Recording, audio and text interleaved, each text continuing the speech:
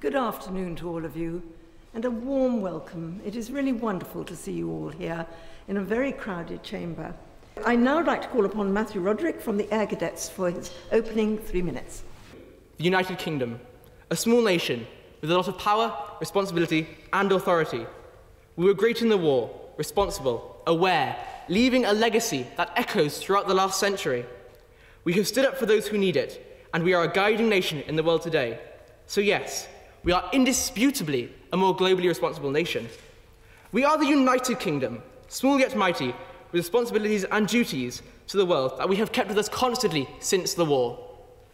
United Kingdom is more socially aware of the impact of war, is a general public awareness of the consequences of combat. In the early stages of World War I, millions of citizens embraced the war, expecting it to end soon. Before, many conflicts were fought by soldiers far from home, yet the Great War opened up a new front of warfare for Britain, the home front. Civilians, including huge numbers of women for the first time, were now crucially involved in the war effort to aid their fellow countrymen fighting on the front line. Civilians were given a disturbing glimpse of what war was like, and it changed everyone's opinion, to the view that war, although at times necessary, is a destructive waste of life that should be avoided at all costs. We must now look at the aftermath of war. In the First World War, we used 2.5 million soldiers from outside of the United Kingdom. Without these troops, we would not have had the presence we required and would have probably lost the war. We owe our lives to every soldier that fought on our side, not just those from the United Kingdom. And yet we hear stories of foreign soldiers who have fought in conflict since, threatened with deportation, after they've completed many years of service. This is another example of our country's inability to consider the effects of war. We focus solely on the preparation for war and conduct during. On addressing the British Legion in 1932, a noble member of this House said, "Those girls and boys have got to learn from you, lest the lessons you learnt with such suffering be wasted." He might have been speaking about James Crozier, who enlisted in September 1914, when only 15 years old.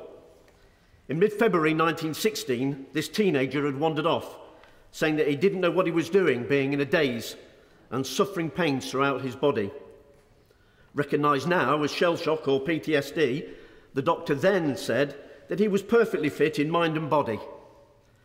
James was shot at dawn on the 26th of February 1916, aged 18, to set an example, evidently. What more do we know about PTSD and how this may affect our reservists, for example, in the future? We should no longer need to set an example. The British Red Cross, formed to support our own soldiers, especially in World War I, is now a global organisation, helping to provide this aid to communities plagued by disease, disaster and debt. We're no longer just supporting our own citizens, but those across the world as a more globally responsible nation. I'd like to begin by repeating our statement. Society is more aware of the impacts of war. Well, surely we can agree. We have developed extensively since World War I, both socially and economically. In terms of war, we publicise any notion and fully comprehend the effects. We are knowledgeable, strategic, considerate. You could say we've evolved. We are more aware. We do not strive to fight and kill for only reason of primeval instincts or our own agendas. We have educated conversations, and our nation provides us with key insights. We are far from in the dark, but it is admittedly difficult to evaluate and measure awareness. It comprises of so many invisible factors. But do you not know of our wars and where our soldiers stand at present?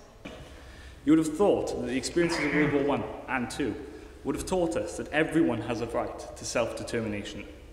Even today, Britain has overseas territories that are disputed by other nations. For example, the Falklands and Gibraltar. Maybe it's time these remnants were offered full independence and self-determination from the UK in order to show the world that Britain has learned from its past mistakes. Now, one line that always rests with me after remembrance services is this line: we will always remember them. Now, we will always remember the people who have fought in the past for our futures. Now, sometimes I think to myself, shouldn't that line be, we cannot forget them, because we cannot forget what those people done in war for our futures. Now, I do not justify war, and I hate violence myself, but sometimes there is a time for everything. There's a time for this today. Now all of us sit in the House of Lords to debate the Great War.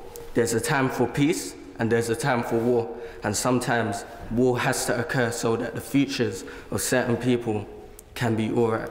Thank you. A tragedy as large as World War I should emphasise our common bonds.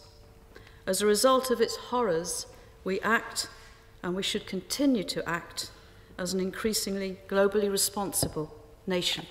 Never before had British society had to reintegrate such a large number of people who had been changed by the horrors of war.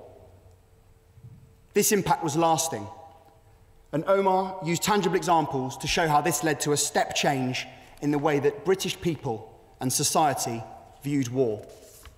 Not just the military guys, but the civilian population as well. Because after the military leave wherever conflict we've been in, they have to rebuild their families and their lives and their houses. The government should consider all the consequences of war before getting involved in another conflict. We fought for you, so you should start to fight for us. I think the first thing to say, and it's been said by the Lord Speaker, is how very impressive everyone has been. It's been an incredible debate. I've been really, really impressed. And I have to say, you're rather better than we peers at actually keeping to time. Yeah. And please, you better not ding me, all right? Just so we know that. But it was very, very impressive, very succinct how the argument went. And it gave me great faith in all of you, actually. I've been involved with the cadet forces now for 50 years, very closely involved in the last 6 years, both running the Cadet Vocational Qualification Organisation, having a Sea Cadet unit of my own, and very involved with that. And my goodness me, what an impressive bunch you are. And it just reinforces to me what wonders the cadet forces do for our youngsters. And anyone who thinks the youngsters in this country aren't up to it's got it very wrong. And I see that when they join the services as well. I think that's a clear win for those who believe that the UK, as a society, has not learned from its experiences of war.